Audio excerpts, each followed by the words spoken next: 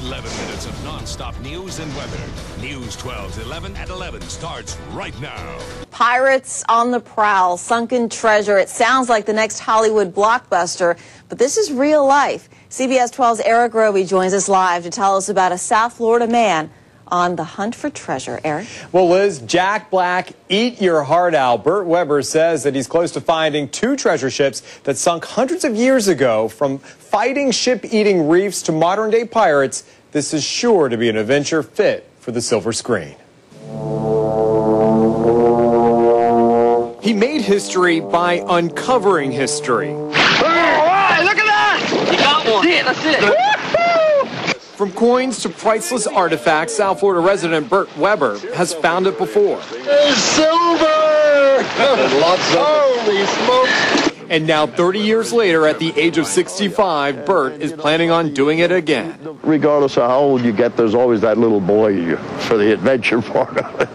His latest adventure may surpass the discovery of the treasure ship, the Concepcion, found off the coast of the Dominican Republic in 1978. It was such a great find, CBS aired an hour-long documentary about it.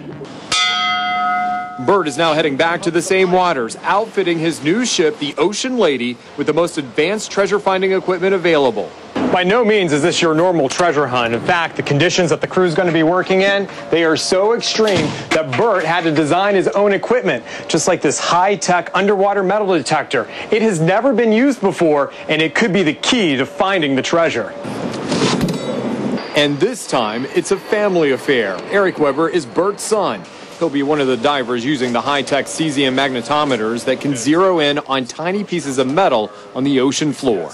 Now it's a dream come true. It's actually happening. It's unfolding, and, what's out there's yet to be seen. They will be using aerial photographs clearly showing ancient reefs that sunk countless treasure ships.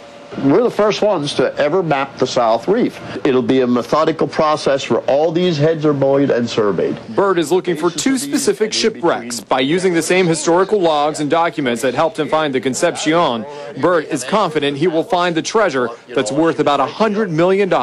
They piled all the treasure on top of the reef, such a huge, vast pile, they could walk around on it. That treasure is now hidden in the reefs, buried by time. With the Concepcion, Burt's team had to chisel it out of the coral. It's likely they will have to do the same this time around. Finding the treasure is only part of the challenge. The other part, fending off modern-day pirates. And that's no easy task when you're 60 miles off the coast of the Dominican Republic. This is how you do it, with $20,000 worth of weapons. But these are totally defensive arms. This is the 50 caliber Burt. Semi-automatic 10-round magazine. It's without magazine right now. But they also have an agreement with the Dominican Republic. The Ocean Lady will get military protection if they stumble upon a large shipwreck. If they're there, we'll find them, absolutely. From one generation to the next. It's one of the most thrilling things I've ever been involved with.